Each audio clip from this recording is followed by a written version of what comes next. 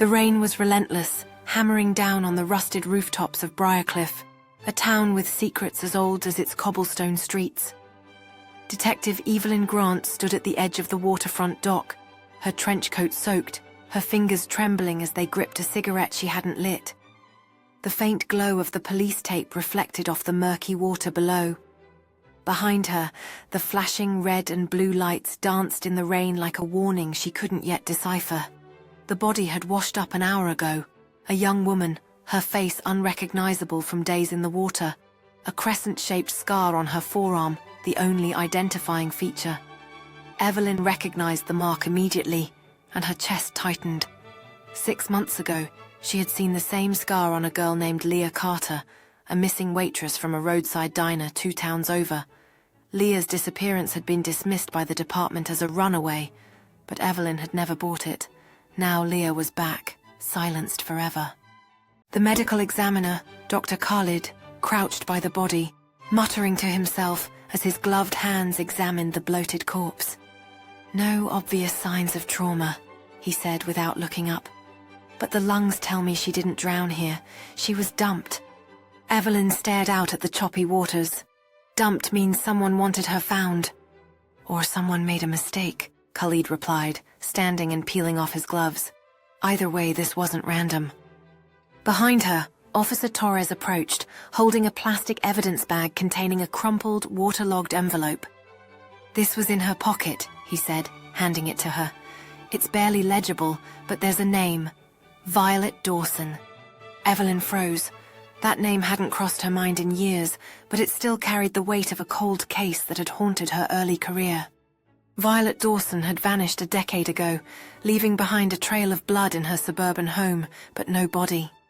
"This isn't a coincidence," Evelyn muttered. "Not with that name." "Could Leah and Violet be connected?" Torres asked.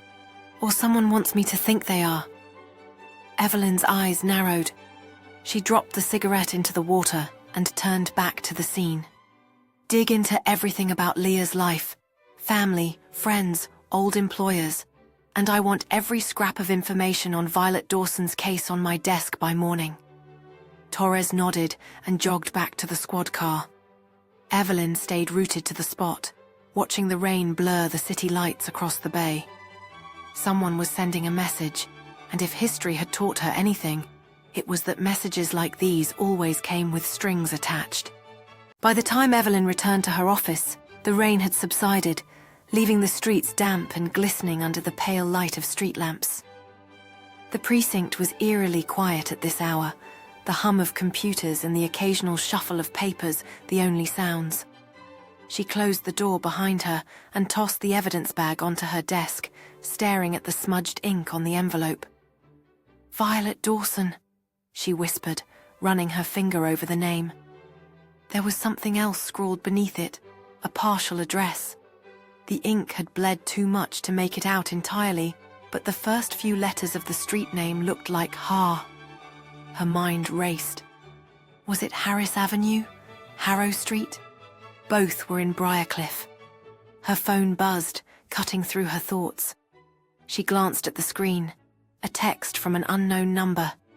"Stop digging, Evelyn, or you'll end up like Leah." Her blood ran cold. She reread the message, then grabbed her desk phone to trace the number. No results. It was a burner. Her fingers hovered over the keypad, debating whether to call Torres or her captain, but something stopped her. This wasn't just about the case anymore. It was personal. Whoever was behind this knew her, knew the cases that haunted her, and wanted her off the trail. Evelyn locked the precinct door, slid her service pistol into its holster, and pulled on her coat. If the message was meant to scare her, it hadn't worked. It had only sharpened her resolve. Evelyn stepped into the rain-soaked street, her coat flapping in the wind as she glanced around with a sense of urgency. The night air was thick with tension, every sound magnified, every shadow a potential threat. Evelyn moved cautiously through the dark alley, illuminated by a single flickering streetlight, scanning her surroundings for any signs of danger. The storm clouds brewed ominously overhead, mirroring the turmoil building within her.